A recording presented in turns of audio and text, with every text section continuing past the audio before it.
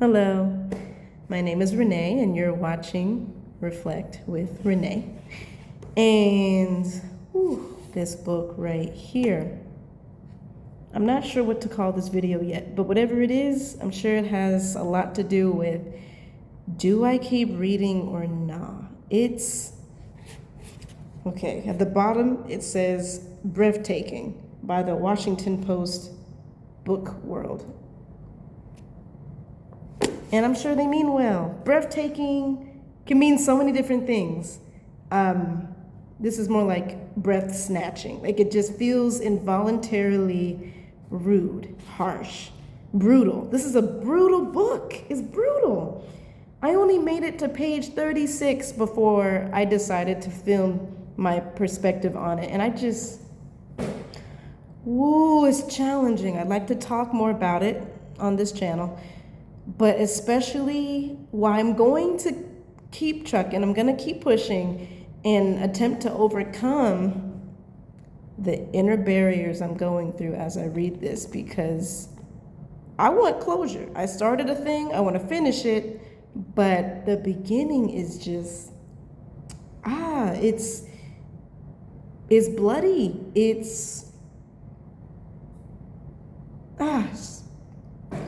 Geez. So these were the questions that I asked other people that are reading this book with me. What is the emotional atmosphere in the main character's home? Her name's Kambili. What effect does this have on Kambili and her older brother Jaja? And why is their father so strict? However, I changed my mind because I don't really want to focus on those questions as much as I'd like an answer to these four. 1, can you envision yourself finishing this book? Like, help me out. Like, have you, well, for those that already read this book, please don't spoil it.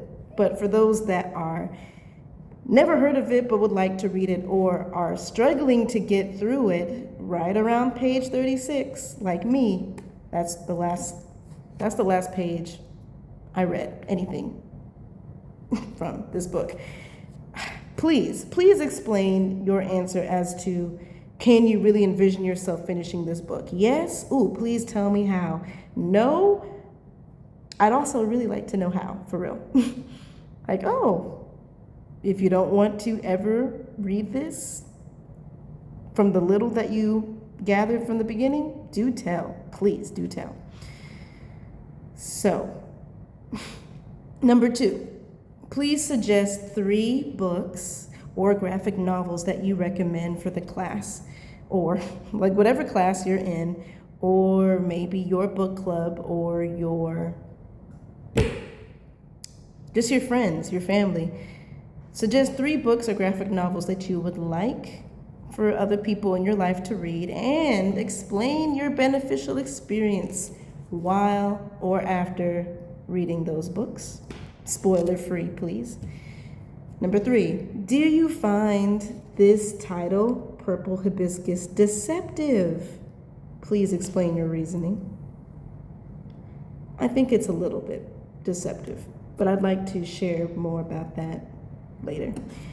Number 4, if you could change the title, what would you name this book instead of Purple Hibiscus? Knowing what you know, especially those that read to page 36 specifically. Even 26 is enough, but 36, that's when stuff gets really real. And there's only 307 pages in the whole book, from beginning to end, 307 pages, not including the acknowledgments page and discussion questions. It's rough, but I do intend to finish it. Because 1, I really like closure.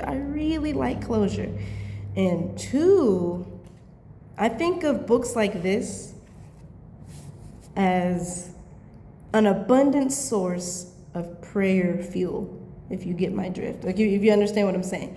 There's some things that you witness or you learn about and you just, okay, I'm going to pray about that. I'm going to really feel my empathy be stretched within me. And I understand there's so much more to life than my experience. And this isn't even this book isn't set in the 21st century, late 20th century, 1980s Nigeria, during political unrest, a very tumultuous political time. But then again, I don't know much about the political environment today in Nigeria. So comparing back then to now, I was born in the 90s, so I don't even know what America was like in the 1980s, much less any other nation. So this book will require, for greater understanding or more, you guys get what I'm saying. I need to research more about what even was Nigeria like back then to explain some of this. And also, there's a lot of Catholic themes in this book. And I'm not ashamed to say I'm a Christian, so it was eye-opening to see the different rituals, different similar yet distinctive practices that devout Catholics participate in. Yes, it's a challenging book, not because of, you know what, I'll resume more detail later, but I want to finish this. I do truly want to finish this, but to write essays about it, to go in more depth about my review on it, time will tell. I gotta digest this a little at a time. Whew. So, if you did read this book already, please tell me how you did it. Just, maybe people, I'm not into horror. I'm not saying that's what this book is. I'm just not really into the gruesome, I like realistic fiction, but geez, it's real. It's harsh. It's ow. But it's one of those books that certainly helps you mature. I'm 29, and maybe I'm not trying to mature that fast. It's different. It's very different for me, for the type of books that I read. So, but I do want to know how it ends. Hence, getting to the bottom of it, the end, the back. You know what I'm saying. So, to be continued, thank you for reflecting with me.